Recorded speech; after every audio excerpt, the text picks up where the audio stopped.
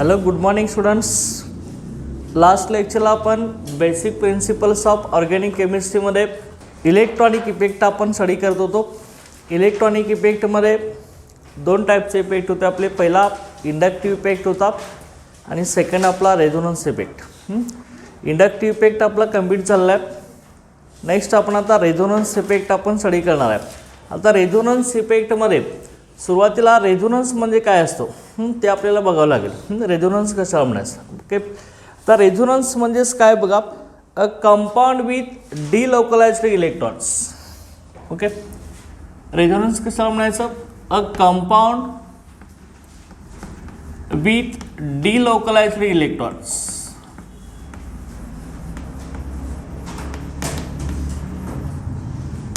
A compound with delocalized electrons, okay, is called resonance.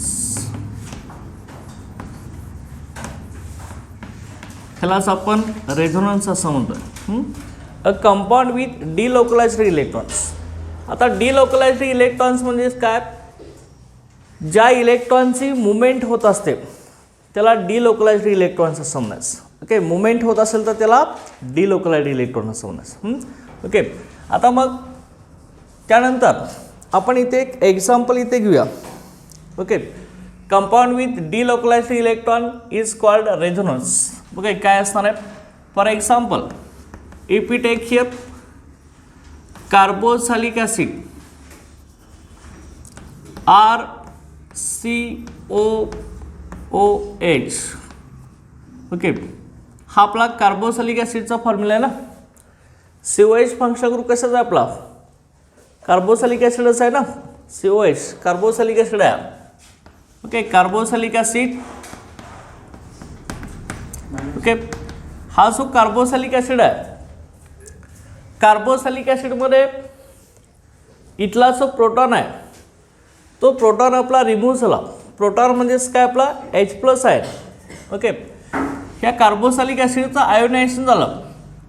Ionisation होत असताना oxygen hydrogen बॉन्डमध्ये breaking होत असतं. ह्या ऑक्सिजन हायड्रोजनमध्ये ऑक्सिजन मोर इलेक्ट्रोनिगेटिव्ह असतो. तो सेड पेअर ऑफ इलेक्ट्रॉन्स म्हणजे ह्या ऑक्सिजन हायड्रोजनमधल्या ज्या बॉन्डमधले इलेक्ट्रॉन्स आहेत तो ऑक्सिजन ॲटम स्वतःकडे काढून घेत असतो. ओके, विड्रॉ करत असतो पेअर ऑफ इलेक्ट्रॉन्स. मग ह्याने इलेक्ट्रॉनची पेअर आपण विड्रॉ केली, काढून घेतली, तर आपल्या इथं ह्याचं फॉर्म कसा मिळतो बघा. ह्याचं आयोनायझेशन कसं होतं, RCOO-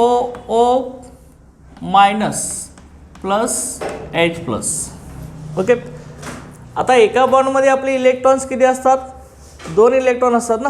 एक बॉन्ड तयार होण्यासाठी 2 इलेक्ट्रॉन लागतात.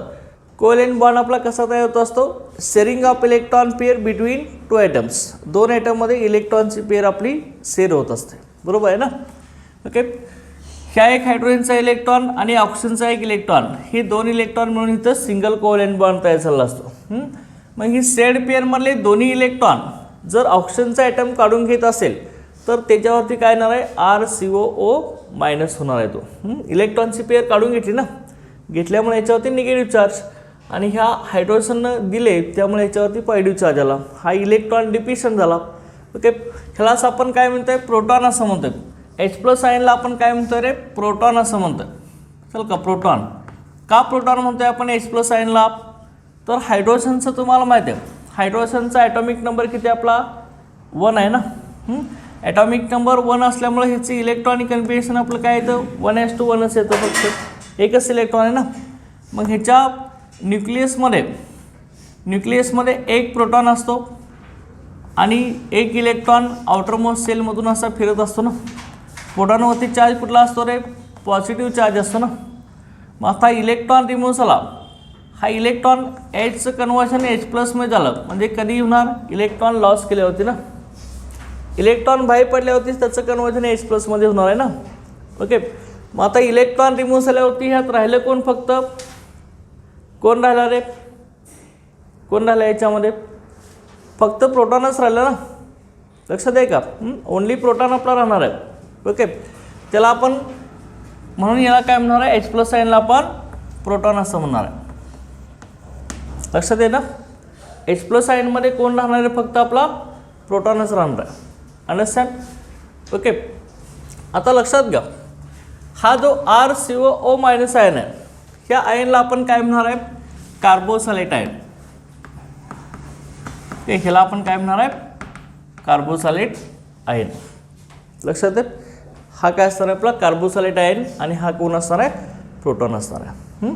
आता मग ही कार्बोसॅलेट आयन जो आहे, हा आपला कार्बोसॅलेट आयन, ह्याच्यावरती असणारे इलेक्ट्रॉनच्या पेअर आहेत. त्या इलेक्ट्रॉनच्या पेअर आपल्या कशा असणार आहेत? लक्षात घ्या. ऑक्सिजनच्या आउटरमोस्ट सेलमध्ये इलेक्ट्रॉन्स किती असतात आपले? ऑक्सिजनचा ॲटॉमिक नंबर किती आपला? 8 ना. ओके. आउटरमोस्ट सेलमध्ये इलेक्ट्रॉन्स किती आपले? आउटरमोस्ट सेलमधले इलेक्ट्रॉन्स किती असणार आहेत? 6 इलेक्ट्रॉन ना. आता 6 इलेक्ट्रॉन बघा कसे येणार आहेत? ओके, 1 2 इथं असणार आहे. चल का 1 2. ओके. परत त्यानंतर इथं काय येणार आहे? 3 4. इथं 5 एक असणार आहे आणि इथे एक त्याचा सेरिंगमध्ये गेला आहे ना, बरोबर आहे की नाही? इकडं कोव्हॅलेंट बॉन्ड कार्बन बरोबर बॉन्ड फॉर्म करत असताना इथे एक इलेक्ट्रॉन सेरिंगमध्ये गेला आहे की नाही? ओके. त्यामुळे इथं काय असणार आहे आपला? इथे एक इलेक्ट्रॉन आपला प्रेझेंट असणार आहे. लक्षात आहे ना? ओके. परंतु इथं लक्षात घ्या, इथला बॉन्ड ब्रेक होत असताना एक इलेक्ट्रॉन एक्स्ट्रा आला आहे ना ह्या ऑक्सिजनकडं, त्यामुळे इथं आपण किती दाखवणार? ओके, 6 इलेक्ट्रॉन दाखवणार. म्हणजे इलेक्ट्रॉनचे पेअर किती झाले आपल्या? 3 झाले ना. जोड्या किती झाल्या? 3 झाले ना. 1 2 3 4 5 6. 3 इलेक्ट्रॉनचे पेअर झाले. लक्षात आहे ना? 3 इलेक्ट्रॉनचे पेअर आपले झाले आहेत. हे कार्बोक्सिलेट आयन आहे. Carboxylate ion. लक्षात आहे? समजले ना? इलेक्ट्रॉन 6 कसे आलेत? ऑक्सिजनच्या आउटरमोस्ट सेलमध्ये 6 इलेक्ट्रॉन असतात. ओके. आणि एक इथला बॉन्डिंगमधला काढून घेतला इलेक्ट्रॉन्स. आपले किती झाले? 6 इलेक्ट्रॉन झालेत. ह्याच्यावरती चार्ज कुठला आहे? निगेटिव्ह चार्ज आहे ना. हा कार्बोक्सिलेट आयन आहे. हा कार्बोक्सिलेट आयनवरती असलेला हा निगेटिव्ह चार्ज फक्त एका ऑक्सिजनवरती असत नाही, हा ह्या ऑक्सिजनवरती सुद्धा येऊ शकतो. लक्षात घ्या. ओके. इथला जो इलेक्ट्रॉनची पेअर ह्या ऑक्सिजननं काढून घेतलं आहे, it is shared between 2 atoms. 2 ॲटममध्ये ही इलेक्ट्रॉनची पेअर शेअर केली जाते. लक्षात घ्या. एक्स्ट्रा इलेक्ट्रॉनची पेअर आली ना ह्याच्याकडं निगेटिव्ह चार्ज, म्हणजे इथली पेअर काढून घेतली की नाही ना. ओके. एक्स्ट्रा इलेक्ट्रॉनची पेअर ह्या ऑक्सिजनकडे आलेलं आहे. त्यामुळे ही इलेक्ट्रॉनची पेअर ह्या दोन्ही ऑक्सिजनकडं इक्वली शेअर झाले असते. इक्वली शेअर म्हणजे कसं होत असतं? लक्षात घ्या. बघा, आता हा कार्बोसॅलेट आयन मी सेम इथं लिहिला, RCOO-. लक्षात आहे? निगेटिव्ह चार्ज आहे, सेम इथं लिहिला आहे कार्बोसॅलेट आयन. किती इलेक्ट्रॉनचे पेअर आहेत रे ह्याच्यावरती? 3 इलेक्ट्रॉनचे पेअर आहेत का नाही? पेअर 3 आहेत. 1 2 पहिली पेअर, पेअरमध्ये जोडी इलेक्ट्रॉनचे. हा सेकंड पेअर, ही आपली third pair. As it is इथं कार्बोसॅलेट आयन मी लिहून घेतला आहे. आता ह्या ऑक्सिजनवरती एक्स्ट्रा इलेक्ट्रॉनची पेअर प्रेझेंट आहे, त्यामुळे ह्याच्यावरती निगेटिव्ह चार्ज आहे ना, इलेक्ट्रॉन रिच आहे. मग ही इलेक्ट्रॉन्स जे आहेत ही फक्त एकाच ऑक्सिजनवरती लोकलाइज झालेली नसतात. लक्षात घ्या. ह्यांचं डिलोकलायझेशन होत असतं, मुवमेंट होत असते. हा निगेटिव्ह चार्ज दोन्ही ऑक्सिजनवरती इक्वली शेअर होत असतो. बरोबर आहे का? इक्वली शेअर होत असतो. कसा शेअर होणार बघा, ह्याचंच आपण स्ट्रक्चर काढलं. ओके. आता ही दोन्ही मी ॲरो दाखवला आहे, तो ह्या साईडला पण दाखवला आहे, याचं हेड ह्या साईडला पण दाखवलं आहे. दोन्ही स्ट्रक्चर इंटरकन्वर्ट होत असणार आहेत. बघा, ही इलेक्ट्रॉनची पेअर आपण इथं दिली, बरोबर आहे. ही इलेक्ट्रॉनची पेअर आपण काय केली आहे? इथं विड्रॉ केली, काढून घेतली. ह्याने एक इलेक्ट्रॉनची पेअर इथं दिली आणि ह्या कार्बन ऑक्सिजन डबल बॉन्ड आहे ना, एका बॉन्डमध्ये इलेक्ट्रॉन्स किती असतात? 2 असतात ना. एका बॉन्डमध्ये इलेक्ट्रॉन्स 2 इलेक्ट्रॉन. एक इलेक्ट्रॉनची पेअर इथं ऑक्सिजननं काढून घेतली, तर काय झालं बघा, इथं स्ट्रक्चर R सिंगल बॉन्ड झाला ना, RC. इथं आपले as it is single bond आहे. परत बघा, इथं काय होणार आहे रे? इलेक्ट्रॉनची पेअर एक इथं दिली, सिंगल बॉन्डचा काय होणार इथं आपला? डबल बॉन्डचं फॉर्मेशन. एक बॉन्ड तयार होण्यासाठी 2 इलेक्ट्रॉन लागतात ना, म्हणजे एक पेअर इथं आपली इथं आली, ऑलरेडी इथं कार्बन ऑक्सिजनमध्ये सिंगल बॉन्ड होता, इलेक्ट्रॉनची पेअर इथं ऑक्सिजन दिल्यामुळं कार्बन ऑक्सिजनमध्ये कुठला बॉन्ड झाला रे, डबल बॉन्ड झाला ना. ओके, मग एक पेअर गेली, किती राहिले इलेक्ट्रॉनची पेअर, मग इथं दोनच राहिले ना. मग ती दोन पेअर आपण इथं दाखवणार असेल, बरोबर आहे, ॲज इट इज. आणि ह्या कार्बन ऑक्सिजनमध्ये काय झालं मग, ओके, ह्या ऑक्सिजननं बॉन्डिंगमधली एक इलेक्ट्रॉनची पेअर काढून घेतली, डबल बॉन्डचा काय झाला, मग हे इथं सिंगल बॉन्ड झाला, बरोबर आहे ना, सिंगल बॉन्ड झाला. आणि ह्याच्यावरती मग चार्ज कुठला असणार आहे, ह्याच्यामध्ये ह्या ऑक्सिजनवरती सुद्धा सेम इलेक्ट्रॉन्स आहेत आपले. किती इलेक्ट्रॉन्स, 1 2 चल का 3 4, ह्याचे सुद्धा आउटरमोस्ट सेलमध्ये 6 इलेक्ट्रॉन्स आहेतच ना, 1 2 3 4. हे 2 इलेक्ट्रॉन्स होते आणि 2 इलेक्ट्रॉन कुठे गेले होते, याचे बॉन्डिंगमध्ये ना, इथे एक बॉन्ड तयार करत असताना इथे एक बॉन्ड तयार करत असताना, म्हणजे 6 इलेक्ट्रॉन ह्याचे होतेच. मग एक इलेक्ट्रॉनची पेअर ह्याने विड्रॉ करून घेतलेलं आहे, त्यावेळी ह्याच्यावरती किती इलेक्ट्रॉन्स आले, मग बॉन्डिंगमधली ऑलरेडी आता 2 पेअर आहेतच ना त्याच्यावरती, 1 2 3 4, आणखी एक काढून घेतली तर चार्ज कुठला आला, निगेटिव्ह आला ना. इथले बॉन्डिंगमधली पेअर काढून घेतली की नाही त्यानं, ओके, लक्षात येते की नाही, चार्ज आपला निगेटिव्ह आला. आता मग परत लक्षात घ्या, हे परत मी काय केलं, इथली इलेक्ट्रॉनची पेअर मी परत ह्या बॉन्डिंगमध्ये दिली, कार्बन ऑक्सिजनच्या परत मी काय केली, बॉन्डिंगमध्ये दिली.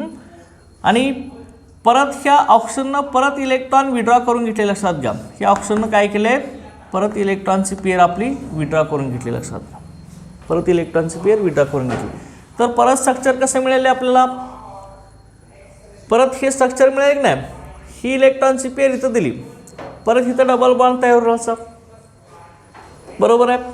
परत ह्या ऑक्सिजननं इलेक्ट्रॉन विड्रॉ करून घेतली, परत ह्याच्यावरती 3 इलेक्ट्रॉनच्या पेअर येणार आणि निगेटिव्ह चार्ज येणार, म्हणजे ह्या स्ट्रक्चरचं कन्वर्जन ह्याच्यात होणार की नाही, होणार का नाही. ओके, मग आता इथं निगेटिव्ह चार्ज एकाच ऑक्सिजनवरती प्रेझेंट आहे का, आपला आहे का निगेटिव्ह चार्ज एकाच ऑक्सिजनवरती प्रेझेंट, ह्या पण ऑक्सिजनवरती येतोय आणि ह्या पण ऑक्सिजनवरती येतो, लक्षात घ्या. निगेटिव्ह चार्ज एकाच ऑक्सिजनवरती प्रेझेंट नाही, लक्षात घ्या. Negative charge equally shared by 2 oxygen atoms, 2 oxygen ॲटमकडून इक्वली शेअर झालेला आहे. काय इक्वली शेअर होतोय, तर इलेक्ट्रॉनची मुवमेंट होते ना, इलेक्ट्रॉनचं डिलोकलायझेशन होत आहे. डिलोकलायझेशन म्हणजेच काय, मुवमेंट ऑफ इलेक्ट्रॉन, लक्षात घ्या. डिलोकलायझेशन म्हणजे मुवमेंट ऑफ इलेक्ट्रॉन्स. ओके, ह्या मुवमेंट ऑफ इलेक्ट्रॉनमुळं निगेटिव्ह चार्ज हा 2 ऑक्सिजनवरती इक्वली शेअर होतो, लक्षात घ्या. त्यामुळे आपण एक्झॅक्ट इथं सांगू शकत नाही ह्या कार्बोसॅलेट आयनवरती निगेटिव्ह चार्ज ह्याच ऑक्सिजनवरती आहे, आपण हे परफेक्ट सांगू शकत नाही, लक्षात घ्या. ओके, लक्षात घ्या, तो ह्या ऑक्सिजनवरती सुद्धा येऊ शकतो, लक्षात घ्या.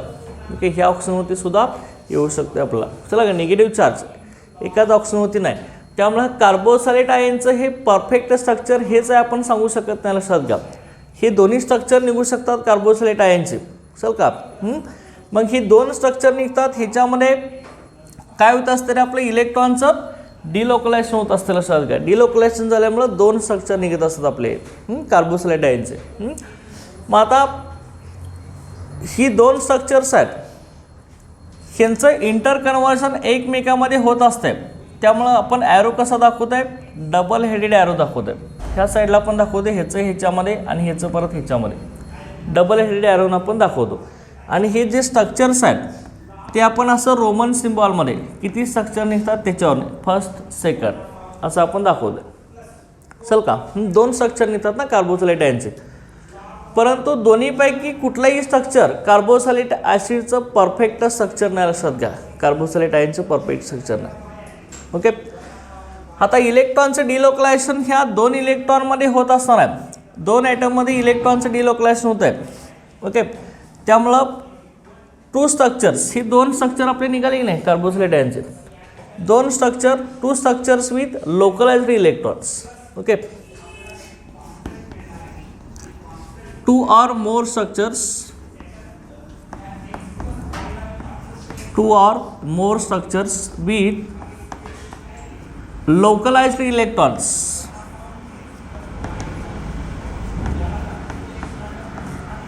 Two or more structures with localized electrons. लक्षात आहे ना. ओके, आता हे 2 किंवा ह्याचे 2 निघालेत, दुसऱ्या कंपाऊंडचे आपण पुढं बघणारच आहे रेझोनन्स, लक्षात घ्या. त्याचे 2 पेक्षा जास्त सुद्धा निघतात. दोन किंवा दोनपेक्षा जास्त स्ट्रक्चर्स विथ लोकलाइज्ड इलेक्ट्रॉनचे असतील, with localised electrons is called okay, ह्यालाच आपण काय म्हणतोय, 2 or more structure with localised electron is called okay, ह्यालाच आपण काय म्हणतो रे, 2 or more structure with localised electron is called resonance structures is called resonance structures or resonance forms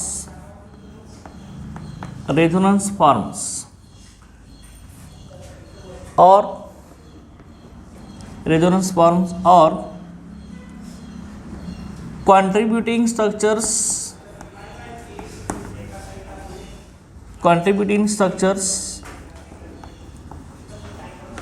or canonical structures.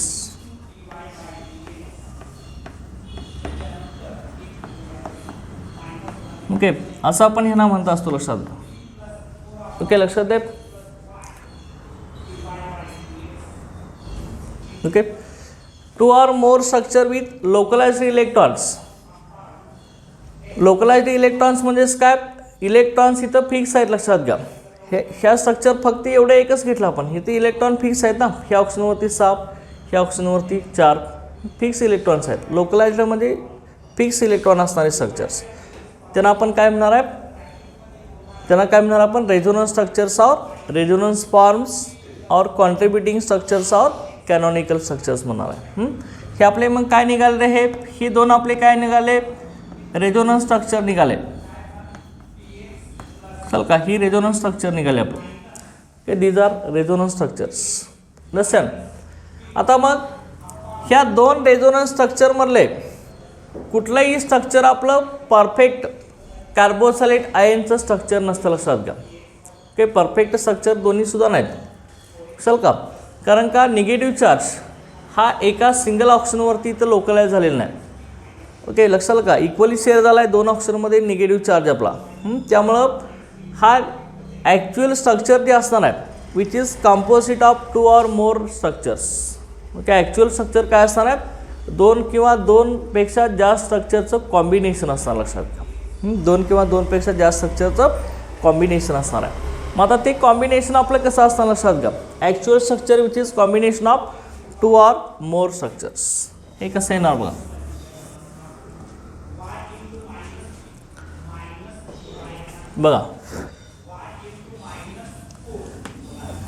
कसं येणार बघा, लक्षात घ्या.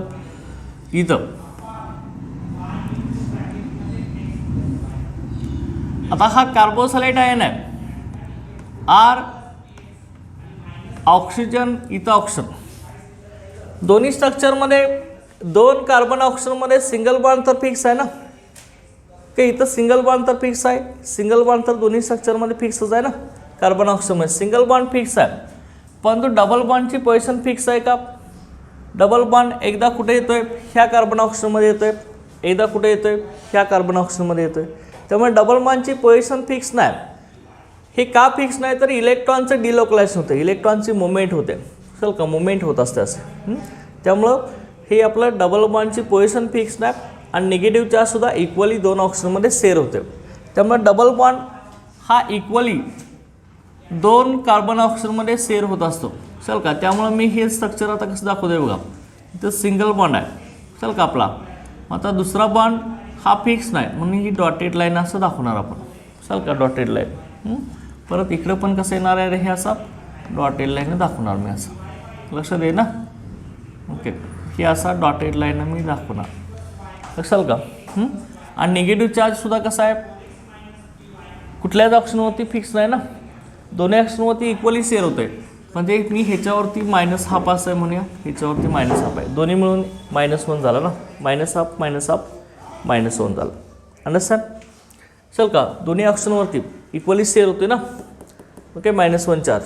त्यामुळं ह्या पण ऑप्शनवरती, ह्या पण ऑप्शनवरती असू शकतो. त्यामुळे इकडं -½ आहे, इकडं पण -½ आहे, असं आपण सांगू शकतो. लक्षात दे, समजलं की नाही. हे काय, 2 रेझोनेटिंग स्ट्रक्चरचं कॉम्बिनेशन आहे, लक्षात घ्या. 2 रेझोनेटिंग स्ट्रक्चरचं कॉम्बिनेशन आहे. हे कार्बोक्सिलेट आयनचं करेक्ट स्ट्रक्चर असणार आहे. चल का हे करेक्ट स्ट्रक्चर असणार आहे. ही स्ट्रक्चर काय सांगते, कार्बन ऑक्सिजन बॉन्ड दोन्हीपैकी कुठल्याही ऑक्सिजन बॉन्डमध्ये असतो, कार्बन ऑक्सिजन बॉन्डमध्ये, आणि निगेटिव्ह चार्ज दोन्हीकडे इक्वली शेअर झाला असतो. चल का हे सांगत असतं. आणि मग जे स्ट्रक्चर दोन किंवा दोनपेक्षा जास्त रेझोनन्स स्ट्रक्चरचं कॉम्बिनेशन असतं त्याला आपण रेझोनन्स हायब्रिड असं म्हणतो. हे आपलं काय, रेझोनन्स हायब्रिड. लक्षात आहे, हे आपलं काय आलं रे, रेझोनन्स हायब्रिड आलं. रेझोनन्स हायब्रिड म्हणजेच काय, the structure which is composite, the structure which is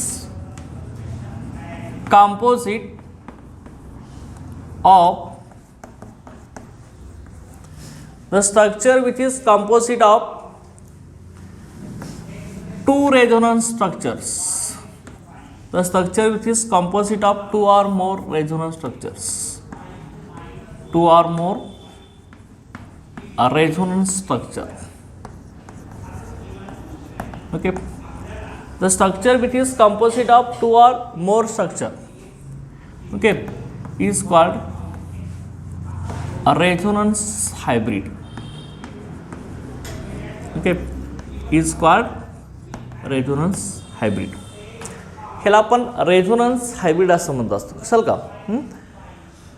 okay, जे स्ट्रक्चर दोन किंवा दोनपेक्षा जास्त रेझोनेटिंग स्ट्रक्चरचं कंपोजिट असतं, कंपोजिट म्हणजे कॉम्बिनेशन असतं, त्याला आपण काय म्हणणार आहे, रेझोनन्स हायब्रिड म्हणणार आहे. लक्षात आहे ना, ह्या दोन स्ट्रक्चरचं कॉम्बिनेशन आपलं हे आहे की नाही, रेझोनन्स हायब्रिड. लक्षात आहे की नाही, की हे दोन स्ट्रक्चरचं कॉम्बिनेशन लक्षात घ्या, रेझोनन्स हायब्रिड. आणि त्यानंतर दुसरं लक्षात घ्यायच्यामध्ये ह्याला आपण रेझोनन्स हायब्रिड असं म्हणणार आहे. मग ह्याच्यावरून आपल्याला करेक्ट रेझोनन्सची डेफिनेशन आपल्याला कशी सांगता येईल. ओके, काय सांगता येईल आपल्याला बघा, the phenomenon in which compound exist in a state. Okay, the phenomenon in which compound exist in a state which is combination of two or more resonance structure. Okay, ज्या प्रॉपर्टीमध्ये एकच कंपाऊंड दोन किंवा दोनपेक्षा जास्त रेझोनन्स स्ट्रक्चरचं कॉम्बिनेशन असतं, आणि त्यातलं कुठलंही structure, none of the structure of resonance structure cannot explain the all properties of the compounds. Sir का, ह्यातलं कुठलंही एक कंपाऊंड रेझोनन्स फॉर्म्स त्या कंपाऊंडच्या सगळ्या प्रॉपर्टी एक्सप्लेन करू शकत नाही. Okay, but composite structure that is resonance hybrid it explain all the properties of the compounds. परंतु हे कंपाऊंडच्या सगळ्या प्रॉपर्टी सांगत असतं. ओके, काय म्हणते आपण बघा, रेझोनन्सची मग डेफिनेशन आपण परफेक्ट आणखी कशी करू शकतो. रेझोनन्स ही एक प्रॉपर्टी आहे, एक फिनॉमिना आहे. त्याच्यामध्ये काय होत असतं, त्याच्यामध्ये compound exist in a state, compound अशा स्टेटमध्ये असतं which is combination of two or more resonance structures. Okay, none of this resonance structure can explain all the properties of the compounds, but combination of two or more resonance structure it explain all the properties of the compounds. Okay, is called resonance. Okay, ह्यालाच आपण काय म्हणतोय, resonance असं म्हणतोय. लक्षात आलं. मग याची डेफिनेशन आपण लिहूया इथं. बघा याच्यामध्ये phenomenon in which compound exist in a state. बघा, the phenomenon in which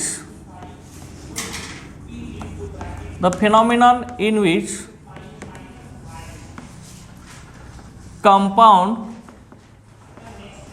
the phenomenon in which compound exist in a state. Okay, the phenomenon in which compound exist in a state which is combination of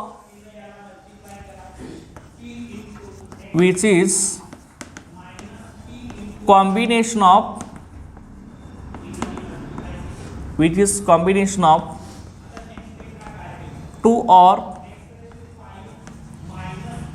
okay, compound exist in a state which is combination of two or more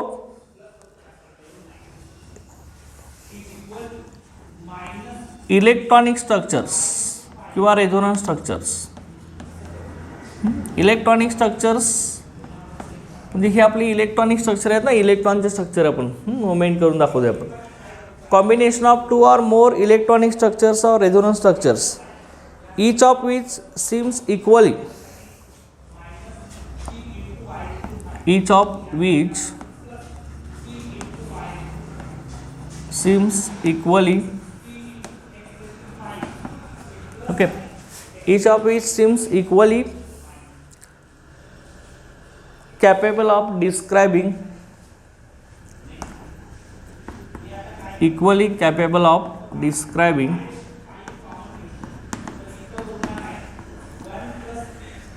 each of which seems equally capable of describing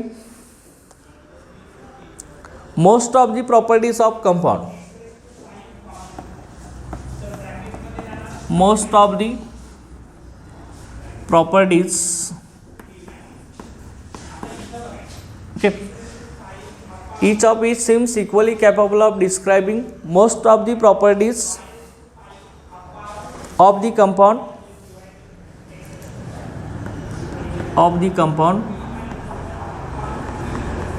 But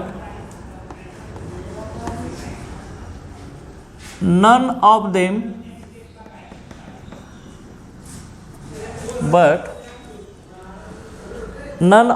describing all the properties. Describe all the properties. All the properties. None of them describing all the properties. Okay. None of them describing all the properties is called resonance or mesomerism.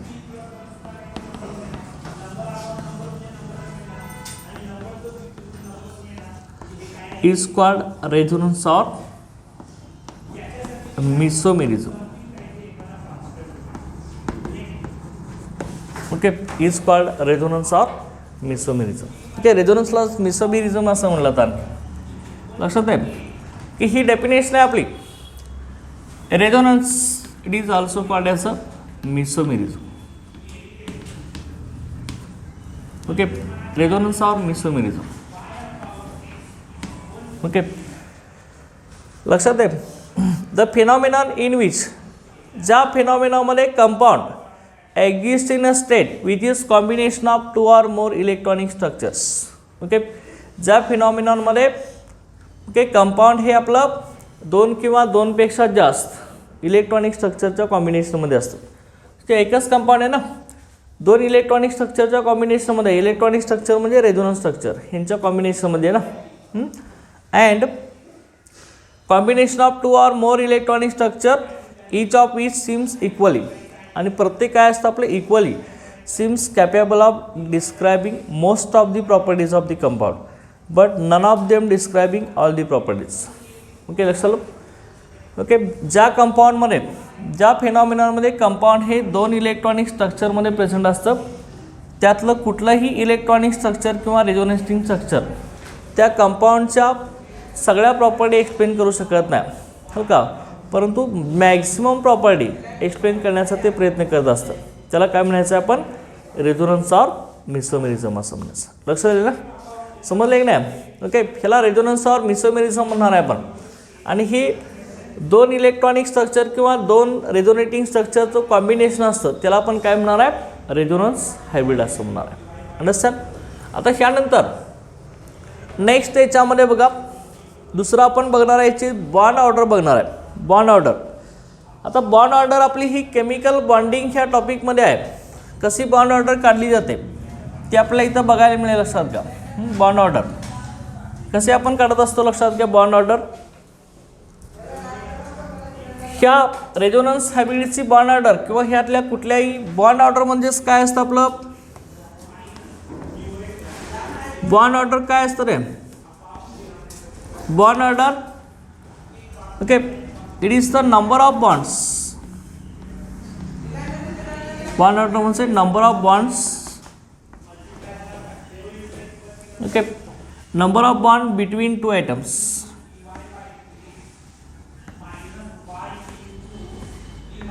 Number of bonds between two atoms in a molecule. मॉलिक्यूलमधील दोन ॲटममध्ये किती bond असतात त्याला आपण bond order असं म्हणतोय. लक्षात आलं.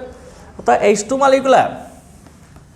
H2 मॉलिक्यूलमध्ये कोण असणार आहे रे? Hydrogen, single bond hydrogen. कुठला बॉन्ड आहे सांगा इथं? बॉन्ड किती आहेत? एक आहे का दोन आहे? सिंगल बॉन्ड आहे ना. म्हणजे इथे बॉन्ड ऑर्डर एक बॉन्ड असतं तर बॉन्ड ऑर्डर काय येणार? 1. चल का याची बॉन्ड ऑर्डर किती आली मग? 1 आली ना. चल का बॉन्ड ऑर्डर 1 आली. आता मी घेतला इथं O2 मॉलिक्यूल. ऑक्सिजनमध्ये डबल बॉन्ड असतो. आता डबल बॉन्ड आहे म्हणलं बॉन्ड ऑर्डर किती आली रे? 2 आली ना. दोन ॲटममध्ये किती बॉन्ड्स आहेत त्याला आपण काय म्हणतोय? Bond order. Number of bond between two atoms in a molecule. मॉलिक्यूलमधील दोन ॲटममध्ये किती बॉन्ड असतात त्याला आपण बॉन्ड ऑर्डर असं म्हणतो. समजा तुम्ही नायट्रोजनचा मॉलिक्यूल घेतला असेल N2. इथं नायट्रोजन ट्रिपल बॉन्ड असतो. लक्षात घ्या. किती बॉन्ड्स आहेत दोन नायट्रोजनमध्ये? किती आहेत रे? 3 बॉन्ड आहेत का नाही? त्यामुळे बॉन्ड ऑर्डर किती आली? 3 आली. बॉन्ड ऑर्डर 3 झाली. लक्षात घ्या. Bond order 3. लक्षात आहे ना बॉन्ड ऑर्डर कसं म्हणायचं? Number of bond between two atoms in a molecule. Okay, दोन ॲटममध्ये मॉलिक्यूलच्या दोन ॲटममध्ये किती बॉन्ड्स आहेत त्याला आपण बॉन्ड ऑर्डर असं म्हणत असतो. आता मग ही कार्बोसॅलाईट आयन आहे. हे कार्बोसॅलाईट आयनमध्ये आपल्याला बॉन्ड ऑर्डर काढायचं आहे. मग ही बॉन्ड ऑर्डर काढण्यासाठी एक फॉर्म्युला आहे. लक्षात घ्या. बॉन्ड ऑर्डर काढण्याचा फॉर्म्युला आहे. ओके, कुठल्या फॉर्म्युल्यानं बॉन्ड ऑर्डर काढली आहे ते लक्षात घ्या. हे आता डायरेक्ट आपण सांगू शकतो इथं की दोन ॲटममध्ये किती बॉन्ड्स आहेत ती बॉन्ड ऑर्डर. परंतु जे मॉलिक्यूल असं दोनपेक्षा जास्त रेझोनेटिंग फॉर्ममध्ये असतात त्यांची बॉन्ड ऑर्डर कशी काढली आहे ते लक्षात घ्या. बघा याच्यामध्ये bond order is equal to 1/2. Formula chemical बॉन्डिंगमध्ये आपलं झालेलं आहे 1/2 NB - NA. ओके, ह्या फॉर्म्युला लक्षात घ्या. इथं NB म्हणजे number of electrons in bonding molecular orbitals.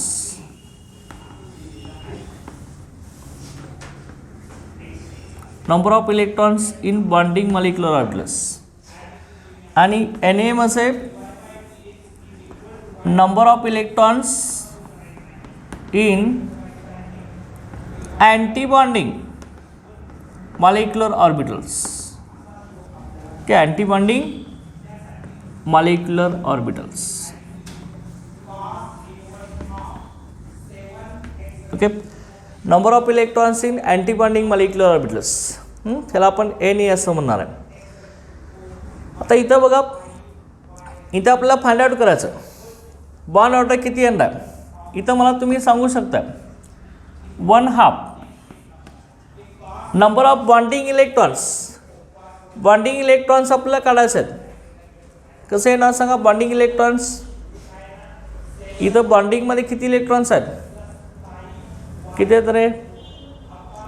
एकच आहे ना. एक बॉन्ड आहे म्हणजे किती इलेक्ट्रॉन असतात? 2 असतात ना. चल का, म्हणजे इथं मी काय करणार आहे 2 म्हणणार. बॉन्डिंगमधले इलेक्ट्रॉन 2 आले ना.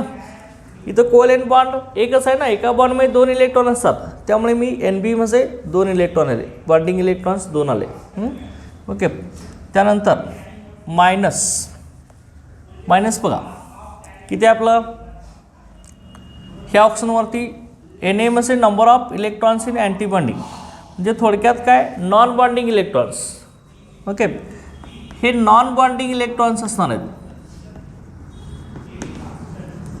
Non bonding electrons. Non bonding electrons म्हणजे जे इलेक्ट्रॉन बॉन्डिंगमध्ये येत नाहीत त्यांना आपण काय म्हणतोय नॉन बॉन्डिंग इलेक्ट्रॉन्स. मग ह्या ऑप्शनवरती किती आहेत रे? 1 2 3 4 5 6 आहेत का नाही? ओके, मग इथं आपण 6 करूया. ओके, किती झालं बघा याच्यामध्ये आता टोटल याच्यामध्ये. ओके, हे 1/2 × 2 इथं 1 झालं. 1 - 6 5 होणार आहे. चल का, आता इथे 5 होत असताना बॉन्ड 5 आले का बघा. 1 2 3 4 चल का, एक एक्स्ट्रा असणार आहे. इथं 5 बॉन्ड आहेतच ना आपले. इथं OH पुढं असतोच ना आपला. पुढं आहेच ना OH आपल्या याच्यामध्ये. ओके, तर ह्याच्यामध्ये ही बॉन्ड ऑर्डर काढत असताना एका बॉन्डमध्ये हे आता बॉन्ड ऑर्डर काढण्याचा फॉर्म्युला तर तुम्हाला माहीत आहे. आता दुसरं इथं लक्षात घ्या,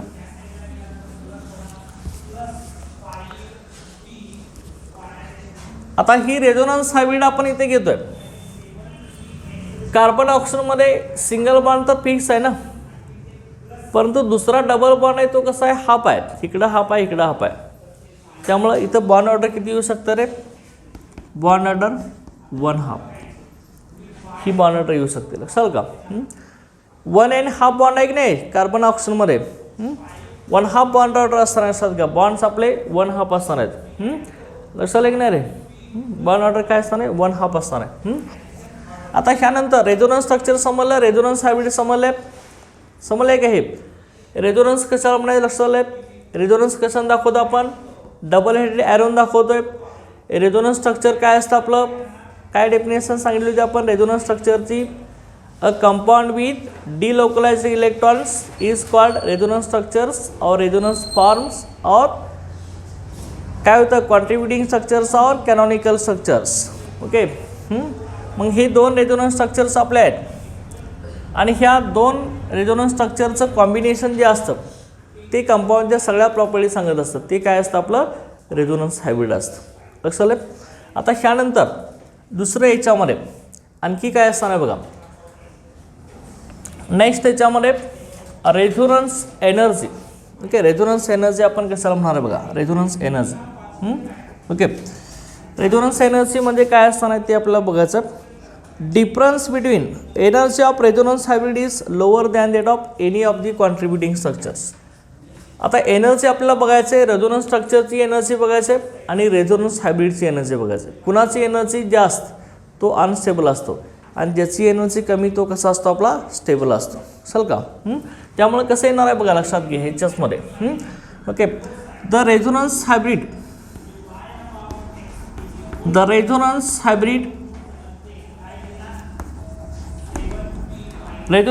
असणार आहे. The resonance hybrid having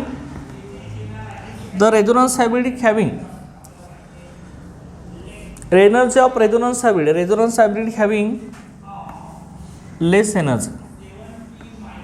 okay, resonance हायब्रिडची एनर्जी आपली कमी असेल लक्षात घ्या, having less energy. Resonance of resonance hybrid structure is lower than that of resonance hybrid having less energy than any of the resonance structures.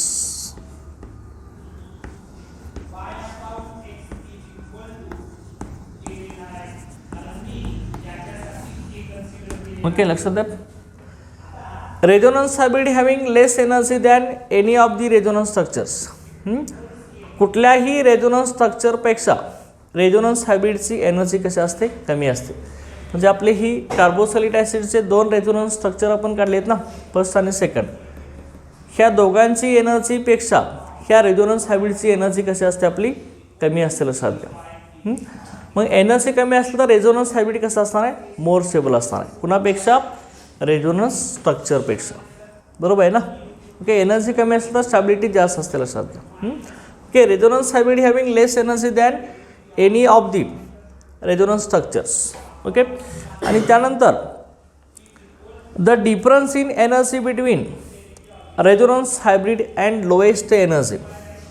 Okay, परत मी काय म्हणतोय बघा, the difference between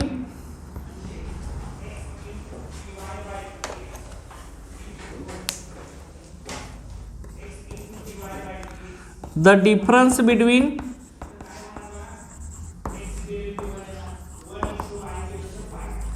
the difference between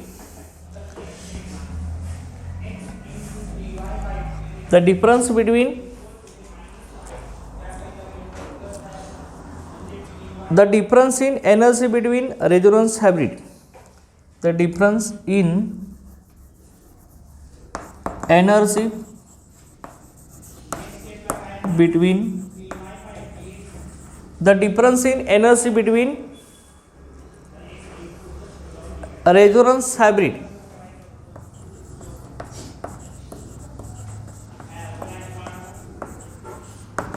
Okay, the difference in energy between resonance hybrid and lowest resonating structures and lowest energy resonating structures and lowest energy resonating structures. Lowest energy resonating structures. Okay, lowest energy resonating structures is called resonance energy or resonance stabilization energy. Is called a resonance energy. Okay, is called a resonance energy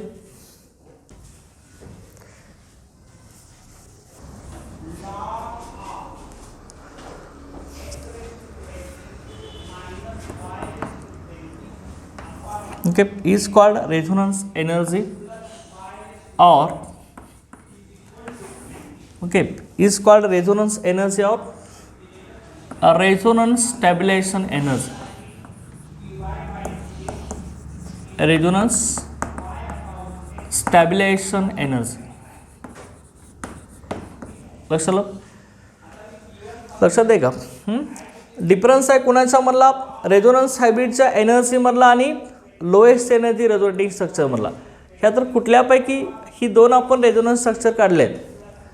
ह्या दोन्हीपैकी कुठल्या तर एका resonating स्ट्रक्चरची energy आपली कमी असणार आहे ना. त्या कमी एनर्जी असणाऱ्या रेझोनेटिंग स्ट्रक्चरची एनर्जी आणि रेझोनन्स हायब्रिडची एनर्जी ह्या दोघांच्यातला डिफरन्स म्हणजेच काय असतो आपला?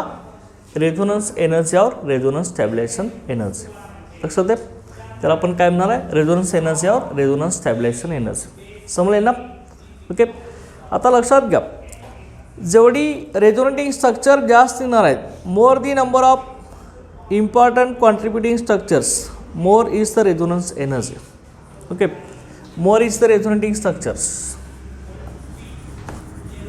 Okay, more is the resonating structures.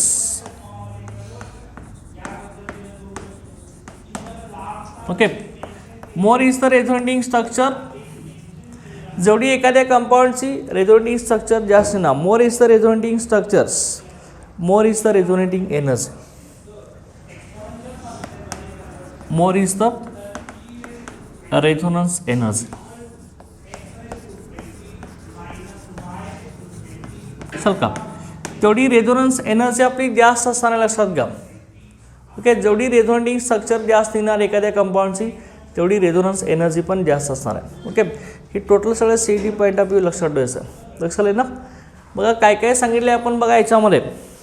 बघा, रेझोनन्स और मिसोमेरिझम कशाला म्हणलं होतं आपण? A compound with delocalised electrons.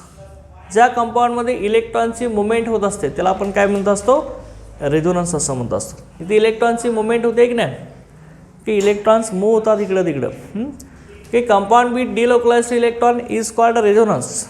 Okay, carboxylic ॲसिडचा कार्बोक्सिलेट आयन तयार केला आपण, इथला बॉन्ड ब्रेक करून RCO-. ओके, ऑक्सिजनवरती ऑलरेडी 2 पेअर होत्या, बॉन्ड ब्रेक केल्यावर बॉन्डिंगमधले 2 इलेक्ट्रॉन आणखी घेतले, त्यामुळे 6 इलेक्ट्रॉन झाले ऑक्सिजनवरती. बरोबर आहे ना? ओके, त्यानंतर हे कार्बोक्सिलेट आयन आहे, ह्याचं रेझोनेटिंग स्ट्रक्चर काढलं, ही इलेक्ट्रॉनची पेअर इथं दिली, ह्याने परत काढून घेतली, तर ही स्ट्रक्चर असे मिळेल आपल्याला. परत ह्याने इथं दिली, ह्यानं इलेक्ट्रॉन विड्रॉ केले, परत ह्याचं कन्वर्जन ह्याच्यामध्ये. रेझोनेटिंग स्ट्रक्चर्स हे आपण डबल हेडेड आयरन दाखवत असतो. Resonating structures, resonance structures are represented by double headed arrow.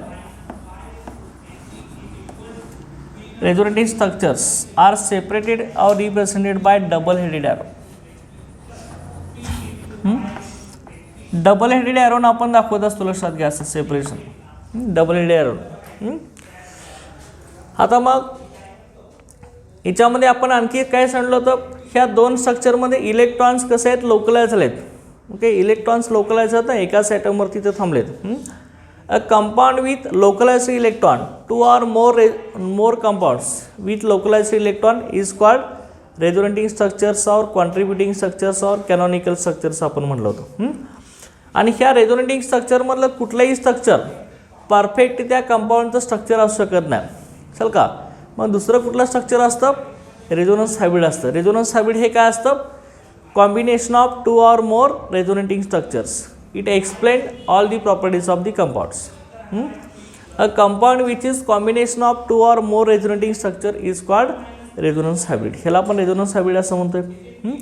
मग आपण त्याच्यावरनं रेझोनन्स और मिसोमेरिझमची डेफिनेशन आपण काय सांगितली होती, the phenomenon in which compound exist in 2 or more electronic structures.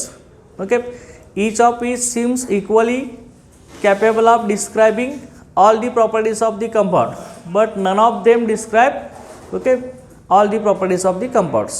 Okay, परंतु त्यातलं एखादी इलेक्ट्रॉनिक स्ट्रक्चर जवळपास सगळ्या प्रॉपर्टी सांगू शकतं, परंतु परफेक्ट सगळ्या सांगू शकत नाही असं का. त्याला आपण रेझोनन्स और मिसोमेरिझम असं म्हटलं होतं. आणि त्यानंतर नेक्स्ट आपण काय म्हटलंय, बॉन्ड ऑर्डर आहे ते सांगितलंय. 1/2 बॉन्ड ऑर्डर येते, एक बॉन्ड आणि एक बॉन्ड कसा असतो, हाफ असतो रेझोनन्स हायब्रिडवरून. चल का, त्यानंतर रेझोनन्स हायब्रिड ह्याची एनर्जी कशी असते, रेझोनन्स स्ट्रक्चरपेक्षा कशी असते, कमी असते. त्यानंतर difference between energy of resonance hybrid and lowest energy resonating structure, ह्याला आपण काय म्हणतोय रे, रेझोनन्स एनर्जी और रेझोनन्स स्टॅबिलायझेशन एनर्जी. जेवढी रेझोनेटिंग स्ट्रक्चर जास्त असणार आहे तेवढी त्या कंपाऊंडची रेझोनन्स एनर्जी जास्त असणार आहे. लक्षात आहे ना. ओके, लक्षात आहे की कार्बोक्सिलेट आयनचं समजलं की सगळ्यांना. आता त्यानंतर आपण दुसरा मॉलिक्यूल इथं बघूया, रेझोनन्ससाठी बेन्झिनचा मॉलिक्यूल बघूया आपण. Benzene, resonance in benzene. आता हेच तुम्हाला समजलं आहे. ओके,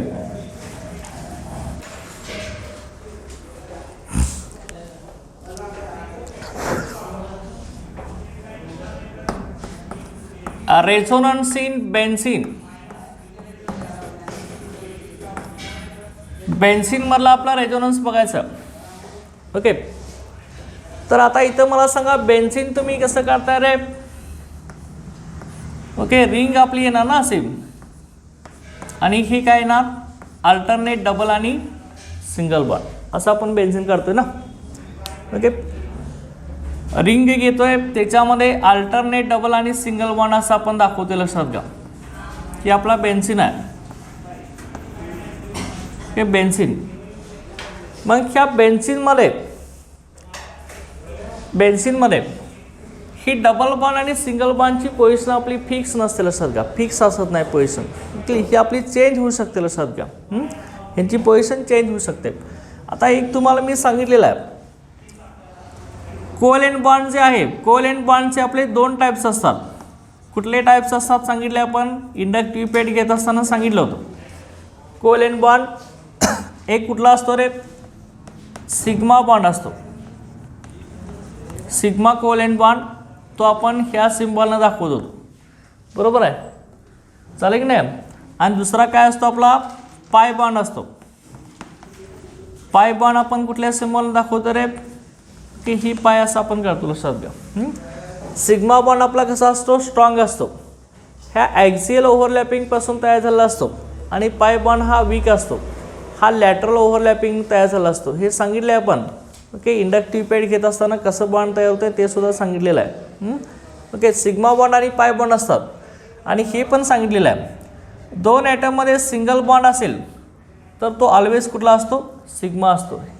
ओके, डबल बॉन्ड असतील तर त्याच्यामध्ये एक पाय बॉन्ड असतो आणि एक सिग्मा बॉन्ड असतो.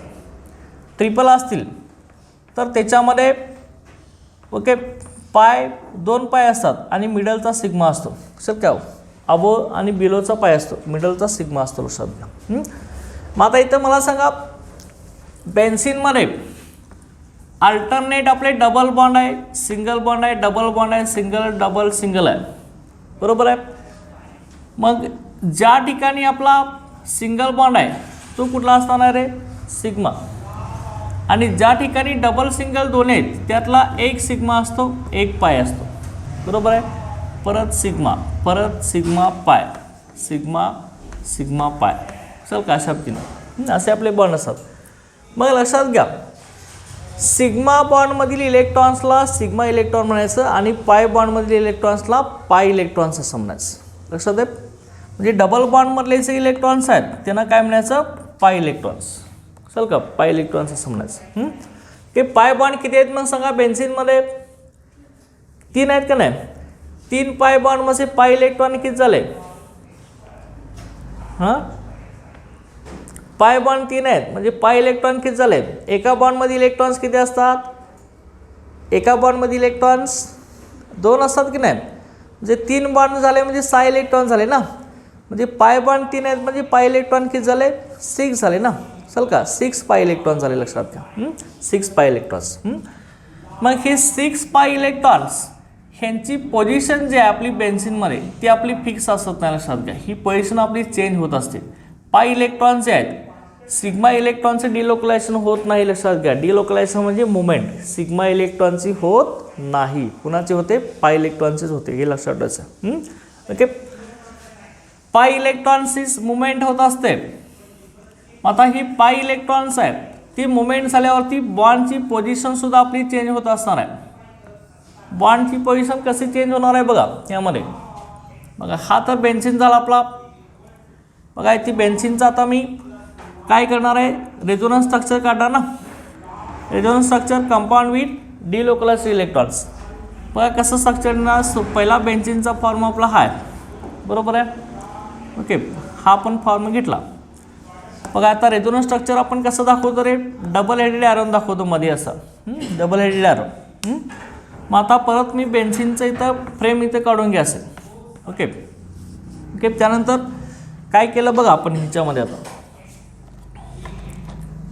इथला जो बॉन्ड आहे तो बॉन्ड आपण इथं शिफ्ट केला असा ओके हा बॉन्ड इथं शिफ्ट केला हा बॉन्ड आपण इथं शिफ्ट केला असा परत इथला बॉन्ड इथं शिफ्ट केला बरोबर आहे हा बॉन्ड इथं शिफ्ट केला बरोबर आहे. त्यामुळे आपल्याला कसं दिसेल रे इथला बॉन्ड इथे गेल्यावरती डबल बॉन्ड इथं सिंगल बॉन्ड जिथं डबल बॉन्ड आहे तिथं काय होईल सिंगल बॉन्ड ना इथं सिंगल बॉन्ड आहे इकडे डबल बॉन्ड आला बरोबर आहे की नाही इथला बॉन्ड इथे गेला ना परत बघा इथला बॉन्ड इथं शिफ्ट झाला आहे डबलच्या ठिकाणी सिंगल झाला सिंगलच्या ठिकाणी परत डबल झाला बरोबर आहे ना काय असं होईल. परत बघा कसं होणार आहे यामध्ये परत इथला बॉन्ड इथं शिफ्ट झाला ना परत सिंगल बॉन्ड आणि इथं काय झालं रे डबल बॉन्ड झाला लक्षात आहे ना. ओके समजलं आहे ना. मग आता इथं इलेक्ट्रॉनचं म्हणजे पाय इलेक्ट्रॉनचं डिलोकलायझेशन झालं लक्षात घ्या बॉन्ड शिफ्ट होतात म्हणजे पाय बॉन्डमध्ये पाय इलेक्ट्रॉन असतात डबल बॉन्डमधला पाय बॉन्डच आपला शिफ्ट होते ना पाय बॉन्डमध्ये पाय इलेक्ट्रॉनचं डिलोकलायझेशन होत असते मुवमेंट होत असते. मग हे असंच नाही परत आणि ह्याचं पोझिशन चेंज होऊ शकते ना हा ह्याच्यात कन्वर्ट होऊ शकतो की नाही कसं कन्वर्ट होणार बघा परत ह्यानं काय केलं परत इथे इलेक्ट्रॉन दिले असेल बरोबर आहे ह्यानं परत इलेक्ट्रॉन इकडे दिले असेल ह्यानं परत इलेक्ट्रॉन इकडं असे दिले बरोबर आहे की नाही परत हा होणार की नाही बरोबर आहे की नाही हा इथं दिला परत इथं डबल बॉन्ड आला परत हा इथं दिला इथं डबल बॉन्ड याने इथं दिला इथं डबल बॉन्ड बरोबर आहे की नाही ही दोन्ही स्ट्रक्चर एकमेकात कन्वर्ट होतात की नाही एकाच कंपाऊंडचे 2 स्ट्रक्चर निघतात विथ लोकलाइज्ड इलेक्ट्रॉन्स इतर इलेक्ट्रॉन फिक्स आहेत चल का हे फक्त सेपरेट कंपाऊंड घेस इलेक्ट्रॉन फिक्स आहेत ओके त्याला आपण काय म्हणणार आहे ह्या दोन्ही स्ट्रक्चरना आपण काय म्हणतो अरे काय म्हणतोय आता लिहून दिले काय हे ह्या 2 स्ट्रक्चरना आपण काय म्हणतोय कंपाऊंड विथ लोकलाइज्ड इलेक्ट्रॉन्स काय म्हणतोय हां it is called resonance structures or resonance forms झाले की नाही अरे ह्याला resonance structure or resonance form म्हणणार ना आपण ओके हे resonance structures or resonance form निघाले मग resonance structures or resonance form आपण कसं दाखवतो रोमन सिम्बॉलनं दाखवतो ना चल का ही पहिले रेझोनेटिंग स्ट्रक्चर आहे आणि ही आपला second resonating structure 2 resonance structure निघाले बेन्झीनचे बरोबर आहे की नाही ह्याला आपण काय म्हणणार आहे resonance structures or resonance forms or contributing structures, बरोबर आहे की नाही. हे रेझोनन्स स्ट्रक्चर झालं. लक्षात आलं रेझोनन्स स्ट्रक्चर. आता मग ही दोन रेझोनेटिंग स्ट्रक्चर काढलेत, ही दोन्ही सुद्धा बेन्झीनचे आपले परफेक्ट स्ट्रक्चर असू शकतील का? नाही ना. ओके, ह्या दोघांच्यामध्ये सुद्धा इलेक्ट्रॉनचं मुवमेंट किंवा डिलोकलायझेशन होत आहे, त्यामुळे ही दोन रेझोनन्स फॉर्मच आहेत. ही बेन्झीनचं परफेक्ट स्ट्रक्चर असू शकणार नाही. मग बेन्झीनचं परफेक्ट स्ट्रक्चर कुठलं असतं आपलं? कुठलं असतं? रेझोनन्स हायब्रिड असतं. लक्षात घ्या. मग रेझोनन्स हायब्रिड हे काय असतं आपलं? दोन किंवा दोनपेक्षा जास्त रेझोनेटिंग स्ट्रक्चरचं कॉम्बिनेशन असतं. ओके, मग ते resonance structures of resonance hybrid हे आपण आता कसं दाखवणार बेन्झीनसाठी? बघा, बेन्झीन बघा,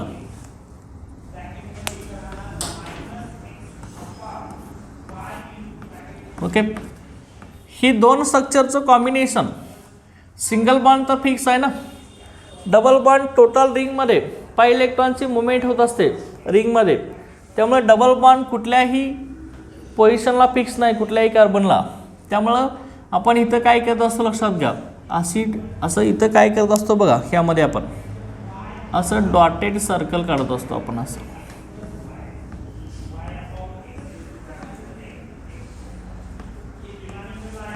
चल का इथं आपण कसं करणार आहे, असं डॉटेड सर्कल काढणार. लक्षात आहे. इलेक्ट्रॉन्स फिक्स आहेत का? पोझिशन फिक्स आहे का? पाय इलेक्ट्रॉनची फिक्स आहे ना, त्यामुळे आपण असा डॉटेड सर्कल काढत असतो. लक्षात घ्या. Okay, dotted circle. टोटल पाय इलेक्ट्रॉनची मुवमेंट ही बेन्झीन रिंगमध्ये होत असते. मग हाच डॉटेड सर्कल परत आपण असं सॉलिड सर्कलनं दाखवतोय, बरोबर की नाही. म्हणून बेन्झीन आपण असं पण काढतोय ना असं पण काढतोय बघा, बरोबर की नाही. असं पण दाखवतोय की नाही बेन्झीन आपण. ओके, असं पण दाखवतोय आपण रिंग काढून असा सर्कल. दिसाल का ते असं लक्षात घ्या. हे रिझन आहे त्याचं. दिसाल का? ओके, हे आपलं काय झालं रे, हे काय झालं बेन्झीनचं काय झालं, हे रेझोनन्स हायब्रिड झालं. लक्षात घ्या. दोन स्ट्रक्चरचं कॉम्बिनेशन आहे, रेझोनन्स हायब्रिड झालं आहे. हे रेझोनन्स हायब्रिड काय करणार आहे, त्या कंपाऊंडच्या सगळ्या प्रॉपर्टी एक्सप्लेन करत असतं, बरोबर आहे. आणि difference between resonance hybrid and resonance structure ह्याला आपण काय म्हणतोय, energy difference between resonance hybrid and resonance structure, resonance energy और रेझोनन्स स्टॅबिलायझेशन एनर्जी. चल का. ओके, लक्षात आलं ना. हा बेन्झीनचं रेझोनेटिंग स्ट्रक्चर आहे. त्यानंतर नेक्स्ट आपण बघूया याच्यामध्ये रेझोनन्स इन नायट्रो इथेन. हे समजलं तुम्हाला रेझोनन्स. लक्षात आलं काय. नेक्स्ट आता बघा,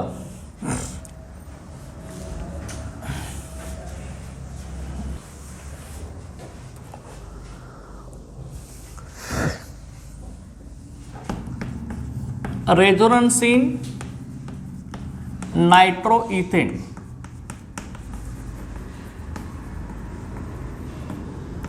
नायट्रो इथेनचा रेझोनन्स आपल्याला काढायचा आहे. Resonance in nitro ethane. तर नायट्रो इथेन कसा असताना बघा रे, CH3 CH2N double nitro ethane आपण म्हणालो. लक्षात घ्या नायट्रो इथेन. सुरुवातीला मी इथं NO2 असं डायरेक्ट लिहितो. हा नायट्रो इथेन आहे.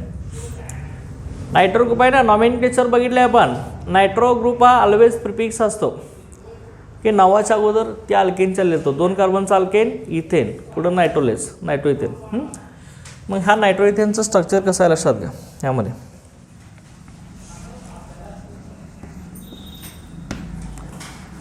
CH3 CH2N इथला आता NO2 ग्रुप मी स्प्लिट करून दाखवणार.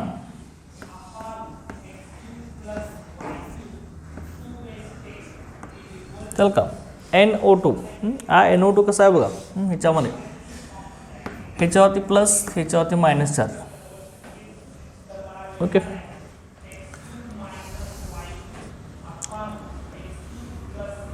इथं ऑक्सिजनवरती इलेक्ट्रॉनचे पेअर किती असतात, okay 2 loan pair of electrons. ह्या ऑक्सिजनवरती किती असतात, 6 ना. ज्या ऑक्सिजनवरती निगेटिव्ह चार्ज असतो त्या ऑप्शनवरती 6 इलेक्ट्रॉन्स असतात, लक्षात घ्या. म्हणजे किती इलेक्ट्रॉनचे पेअर असतात? 3 इलेक्ट्रॉनचे पेअर असतात, लक्षात ठेवायचे. ओके. ज्या ऑप्शनवरती इलेक्ट्रॉनिक चार्ज कुठलाही नाही त्याच्यावरती ऑलवेज 2 इलेक्ट्रॉनच्या पेअर असतातच. आणि ज्या ऑप्शनवरती निगेटिव्ह चार्ज असतो त्याच्यावरती 3 इलेक्ट्रॉनचे पेअर असतात. ओके. मग आता इथं याचे ऑप्शनच्या आउटरमोस्ट सेलमध्ये 6 इलेक्ट्रॉन असतात. 6च्या 6 इलेक्ट्रॉन त्यानं स्वतःकडे काढून घेतले, लक्षात घ्या. शेअरिंगमध्ये एकही इलेक्ट्रॉन इथं दिलेला नाही. हे शेअरिंगमधले इलेक्ट्रॉन त्यानं नायट्रोजनचे घेतले, लक्षात घ्या. कारण का नायट्रोजनचा ॲटॉमिक नंबर 7 ना आपला. आउटरमोस्ट सेलमध्ये 5 इलेक्ट्रॉन असतात. मग नायट्रोजनचे 5 इलेक्ट्रॉन कुठं कुठे येतात बघा. बघा इथं एक येतोय, हा पहिला येतोय, हा दुसरा, हा तिसरा, चौथा आणि पाचवा. चल का चौथा आणि पाचवा ना, इथं 5 इलेक्ट्रॉन झाले. मग शेअरिंगमध्ये आता ऑक्सिजनने 1 इलेक्ट्रॉन आणायला पाहिजे होतं आणि नायट्रोजनने 1 आणायला पाहिजे होतं ना. परंतु इथे तसं झालं आहे का? इथं शेअरिंगमध्ये दोन्ही इलेक्ट्रॉन कोण दिलेत? नायट्रोजनने दिलेत ना. त्यामुळं नायट्रोजनने इलेक्ट्रॉन दिल्यामुळं पॉझिटिव्ह चार्ज आला याच्यावरती. आणि ह्या ऑक्सिजनने इलेक्ट्रॉन घेतल्यामुळे ह्याच्यावरती चार्ज कुठला आला आहे? निगेटिव्ह चार्ज आला. अंडरस्टँड? ओके. हे लक्षात ठेवायचं आहे, लक्षात घ्या. त्यामुळे हे स्ट्रक्चर असं झालं आहे पॉझिटिव्ह निगेटिव्ह. समजले की चार्ज कशामुळे आला आहे तो? ओके. आता पॉझिटिव्ह चार्ज आल्यामुळे नायट्रोजन हा इलेक्ट्रॉन डिफिशन आणि ऑक्सिजन इलेक्ट्रॉन रिच. हा श्रीमंत आहे ना, इलेक्ट्रॉन जास्त जेड. ओके. लक्षात का की असलेली पण देऊन टाकला, गरीब झाला आहे. चल का. ओके. हा इलेक्ट्रॉन रिच, हा इलेक्ट्रॉन चल का रिच, हा इलेक्ट्रॉन डिफिशंट. आता मग परत काय होत असतं लक्षात घ्या. हा निगेटिव्ह चार्ज ह्याच ऑक्सिजनवरती फिक्स नाही, लक्षात घ्या. हा इथं पण येऊ शकतो. चल का. इथले जे ऑक्सिजनवरचे इलेक्ट्रॉन्स आहेत ह्यांचं डिलोकलायझेशन होऊ शकतं. डिलोकलायझेशन म्हणजेच काय? मुवमेंट होऊ शकते, लक्षात घ्या. ही मुवमेंट झाल्यावरती आपला दुसरा रेझोनन्स फॉर्म निघतो, लक्षात घ्या. तो रेझोनन्स फॉर्म आपण कशाने दाखवतो? डबल हेडेड ॲरोन दाखवतो. चल का. Double headed arrow. चल का अशा पद्धतीने. ओके. Double headed arrow. आता डबल हेडेड ॲरोन दाखवा.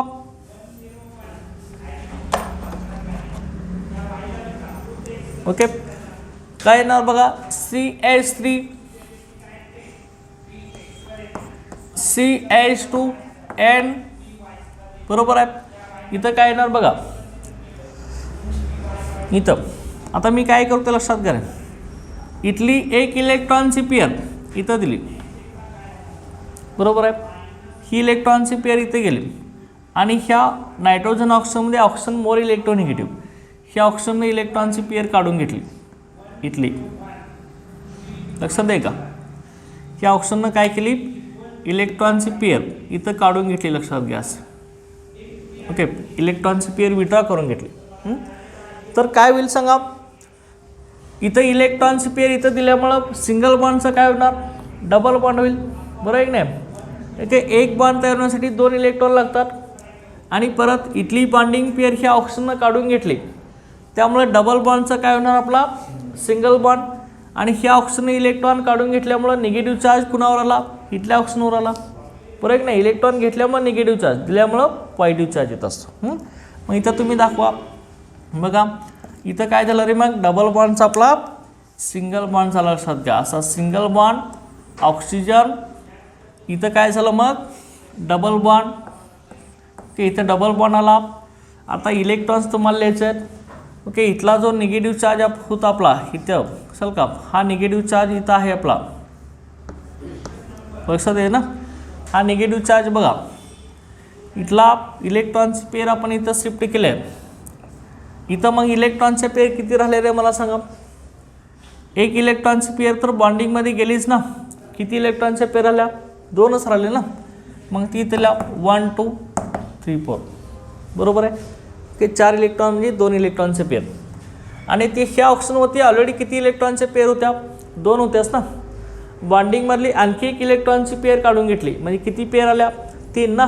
3 पेअरमध्ये 6 इलेक्ट्रॉन्स. ओके. 1 2 3 4 5 6. आणि इलेक्ट्रॉन विड्रॉ केलेत, काढून घेतलेत. त्यामुळे चार्ज कुठला येणार आहे? Negative charge. ओके. इथं निगेटिव्ह चार्ज आणि ह्याच्यावरती चार्ज कुठला? पॉझिटिव्ह. ह्याने दिले. ह्याचे 5 इलेक्ट्रॉन आहेतच. हा बघा नायट्रोजनचे आउटरमोस्ट सेलमधले 5 इलेक्ट्रॉन 1 2 3 4 5वा इथं. म्हणजे कुणीही निगेटिव्ह चार्ज काढून घ्या, ह्या ऑक्सिजन निगेटिव्ह चार्ज काढून घेतला, ह्यानं पण काढून घेतला, हा नायट्रोजन दोघांना इलेक्ट्रॉन देऊन बिचारा गरीब होते, लक्षात घ्या. चल का ओके.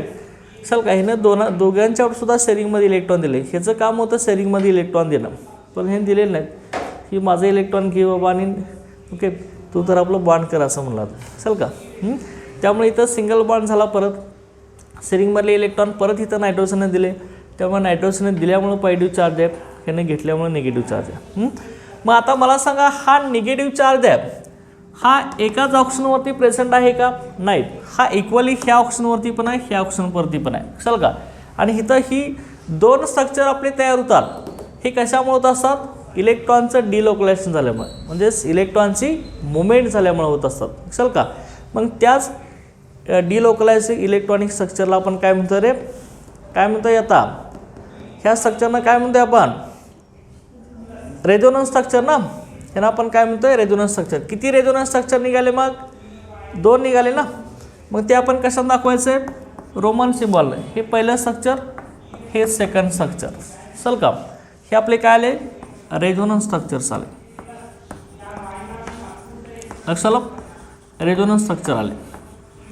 आता मग रेझोनन्स स्ट्रक्चर हे त्या नायट्रोइथेनच्या सगळ्या प्रॉपर्टी सांगू शकत नाही. कुठलंही रेझोनन्स स्ट्रक्चर नायट्रोइथेन म्हणलं त्या कंपाऊंडच्या सगळ्या प्रॉपर्टी एक्सप्लेन करू शकत नाही. चल का. परंतु ह्या दोघांचं कॉम्बिनेशन करून एक स्ट्रक्चर येत असतं, ती त्या कंपाऊंडच्या सगळ्या प्रॉपर्टी सांगत असतात. त्याला काय म्हणायचं आपण? त्याला काय म्हणतो आपण? ह्या दोन स्ट्रक्चरचं कॉम्बिनेशन त्याला काय म्हणतो आपण? काय म्हणतो आपण? Resonance hybrid. चल का. Resonance hybrid. हे रेझोनन्स हायब्रिड कसं असणार बघा. ह्याच्यामध्ये कसं काढणार आपण बघा. CH3 CH2 N. आता नायट्रोजन ऑक्सिजनमध्ये सिंगल बॉन्ड तर फिक्सच आहे ना. सिंगल बॉन्ड चेंज झाला आहे का आपला? आणि पॉझिटिव्ह चार्ज आपला नायट्रोजनवरनं हल्ला आहे की दुसरीकडे गेलेला आहे ना. हा सिंगल बॉन्ड सगळीकडे फिक्स आहे, फक्त डबल बॉन्डच चेंज झाला आहे. एकदा डबल बॉन्ड येत आहे, एकदा डबल बॉन्ड येत आहे. त्यामुळे डबल बॉन्ड दोन्हीकडे असू शकतो. त्यामुळं मी कसं सांगलं? डबल बॉन्ड असा डॉटनं. चल का. इथं पण डबल बॉन्ड डॉटनं. चल का. ह्याचा अर्थ काय? Electron density is equally shared between 2 nitrogen oxygen bond. चल का. 2 नायट्रोजन ऑक्सिजन बॉन्डमध्ये इलेक्ट्रॉन डेन्सिटी इक्वली शेअर झालेली आहे आपली. लक्षात येईल ना. ओके. आता निगेटिव्ह चार्ज कसा आहे? एकदा ह्या ऑक्सिजनवरती आहे, एकदा ह्या ऑक्सिजनवरती आहे. त्यामुळं हे आपण काय सांगू शकतो? ह्याच्यावरती -½ असेल आणि ह्याच्यावरती -½ असेल, दोन्ही मिळून -1 झालं. चल का. हे काय झालं? ह्याला काय म्हणतो आपण? Resonance hybrid. चल का. हे आपलं काय झालं? रेझोनन्स हायब्रिड झालं. Okay. It is called resonance hybrid. समजले? Okay. And resonance structures, any difference between resonance hybrid and resonance structures ह्यांना आपण काय म्हणतोय? ह्यांना काय म्हणतोय? रेझोनन्स हायब्रिडमधली एनर्जी आणि रेझोनन्स स्ट्रक्चरमधली एनर्जी डिफरन्स ह्यांना काय म्हणतोय आपण? रेझोनन्स एनर्जी और रेझोनन्स स्टॅबिलायझेशन एनर्जी. ओके. लक्षात आलं तुम्हाला? नायट्रोइथेन समजले वगैरे सगळ्यांना. ओके. आता रेझोनन्स समजलं आहे, रेझोनेटिंग स्ट्रक्चर कसे काढायला समजले, रेझोनन्स हायब्रिड कसं काढायला लक्षात आलं ना. ओके. आता ह्याच्यानंतर नेक्स्ट आपण आता rules to write the resonance structures. Resonance structure कशी लिहायची त्याचे रूल्स आपण आता बघणार आहे. Okay. Rules to write resonating structures. Okay.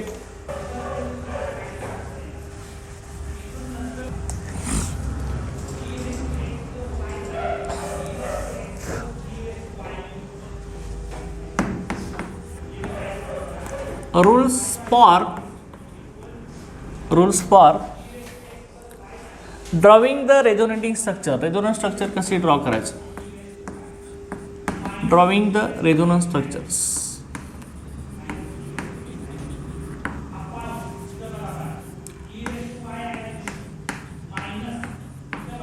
Okay. Rules for drawing the resonance structures.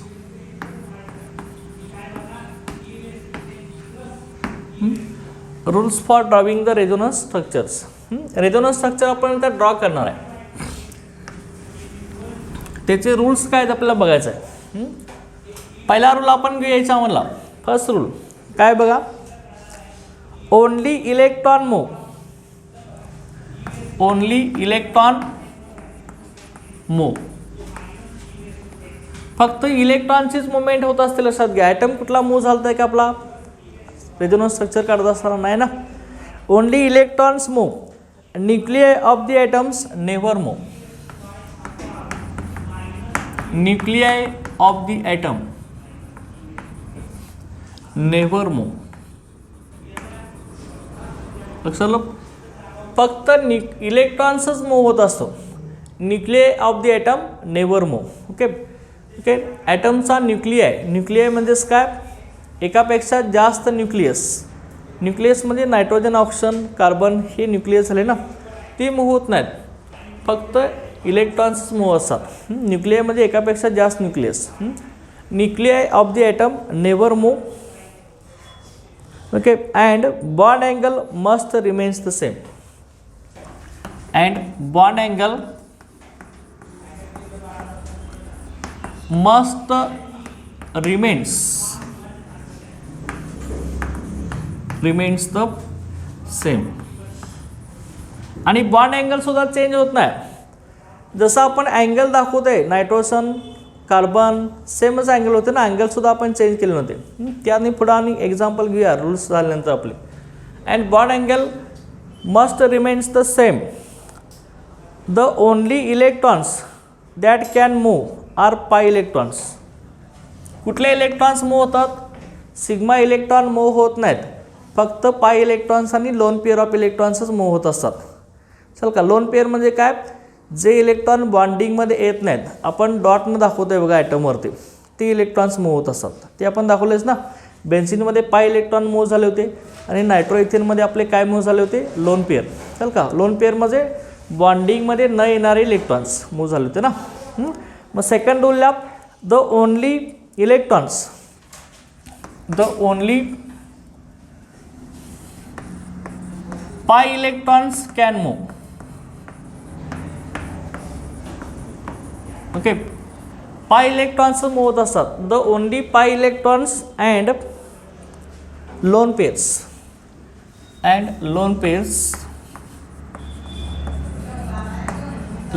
only pi electrons and lone pair of electrons can move.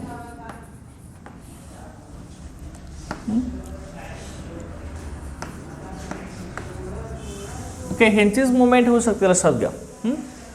त्यानंतर third rule याच्यामधला,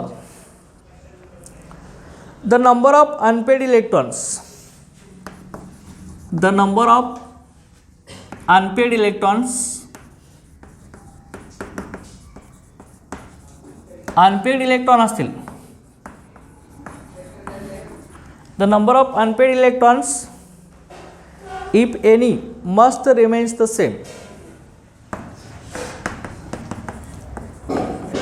must remains the same.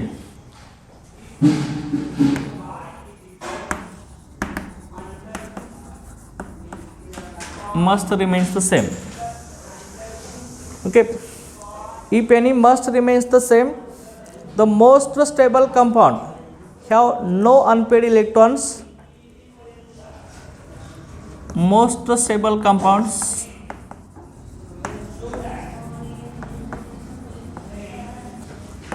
have no unpaired electrons. Okay, have no unpaired electrons. Okay, have no unpaired electrons and all the electron must remain paired, and all the electrons must remains must remains paired in all the resonance structures, paired in all the resonance structures.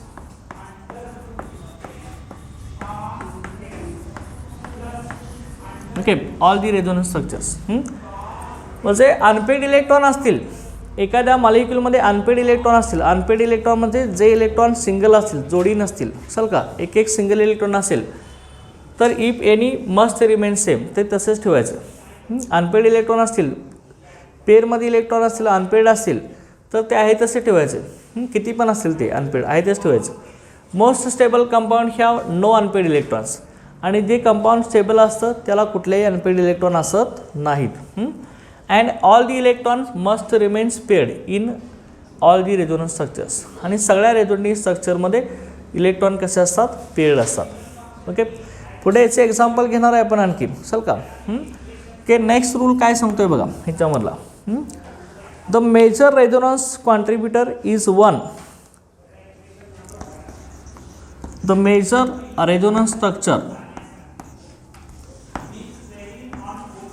the major resonance structure is 1 with lowest energy. Okay, lowest energy.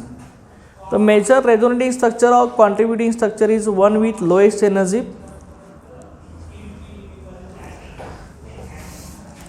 and good contributing structures, good contributing structures, okay, good contributing structures generally have all octet complete, generally have all octet complete, generally have all octet complete. Excellent. And as many bonds as possible, and as many bonds as possible, as many bonds possible. Negative charge, as little charge separation is possible, and as little charge separation is possible.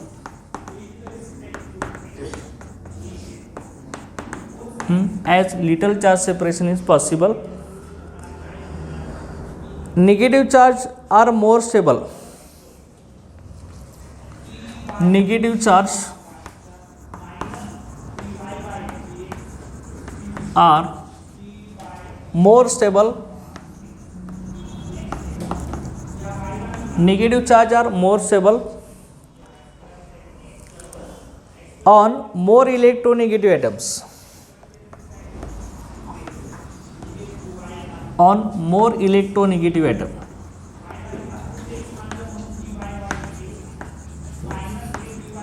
Okay, on more electronegative atom, such as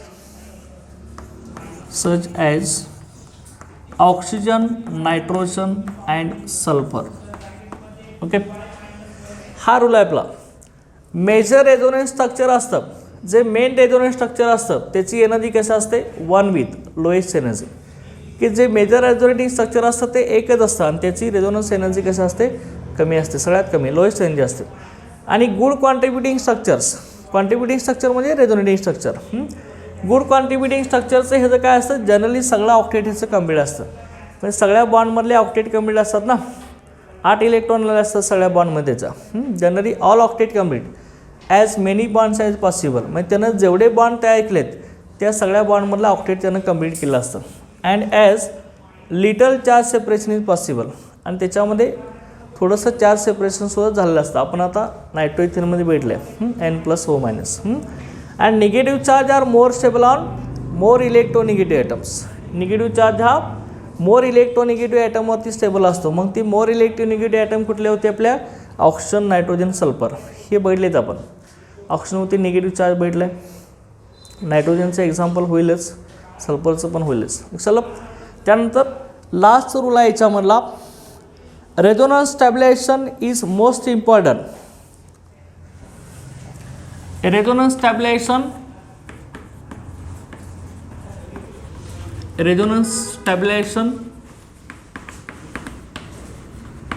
is most important, okay, resonance stabilization is most important when it serve